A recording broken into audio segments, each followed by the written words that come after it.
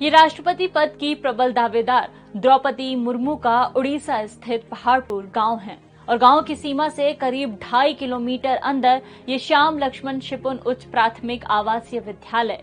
यह विद्यालय कभी द्रौपदी मुर्मू का घर हुआ करता था, लेकिन ऐसा क्या हुआ कि द्रौपदी मुर्मू ने अपने घर को स्कूल बना दिया। जवाब है 4 साल के अंदर इस घर ने 3 शोक झेले। 2010 से 2014 के बीच उनके 2 बेटों और पति की मौत। देखिए द्रौपदी मुर्मू की लाइफ की ट्रेजेडी और उससे उबरने की पूरी कहानी। उनकी लाइफ में पहली ट्रेजेडी हुई 1984 में, जब उनकी 3 साल की बच्ची की अचानक मौत हो गई। गांव में कोई भी इस बात का जिक्र तक नहीं करता। इसके बाद उन्हें दूसरा बड़ा सदमा लगा 25 अक्टूबर 2010 को, जब उनके बड़े बेटे लक्ष्मण मुर्मू की मौत हुई। द्रौपदी की भाभी बताती हैं, जब बड़े बेटे की मौत हुई थी तब द्रौपदी 6 महीने तक डिप्रेशन से उभर नहीं पाई थी। इससे उभरने के लिए उन्होंने अध्यात्म का सहारा लिया। फिर 2 जनवरी 2013 को उनके छोटे बेटे बिरंची मुर्मू की मौत हुई, लेकिन वो द्रौपदी जो बड़े बेटे की मौत से टूट गई थी, उसी द्रौपदी ने छोटे बेटे की मौत पर रिश्तेदारों को फोन पर खबर देते हुए कहा, रोकर घर मत आना, जैसे सामान्य समय में घर में मेहमान आते हैं वैसे ही आना।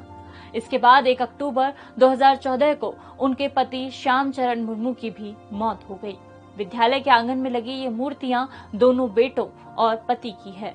जब बड़े बेटे की मौत हुई तो द्रौपदी बिल्कुल टूट गई थी, लेकिन छोटे बेटे की मौत के वक्त उन्होंने दृढ़ता से हालातों का सामना किया।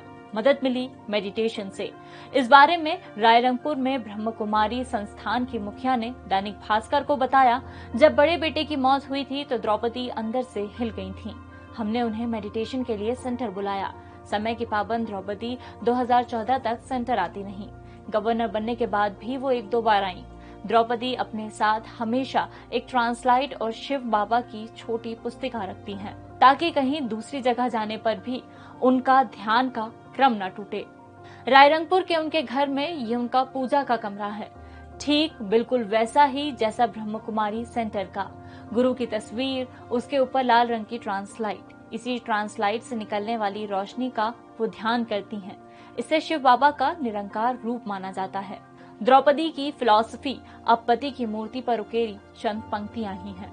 जाते जाते उड़िया में लिखी उन पंक्तियों का हिंदी तर्जुमा सुनिए। दुनिया में कोई स्थायी नहीं रहता, सब यहाँ आते हैं और अपना अभिनय करके चले जाते हैं।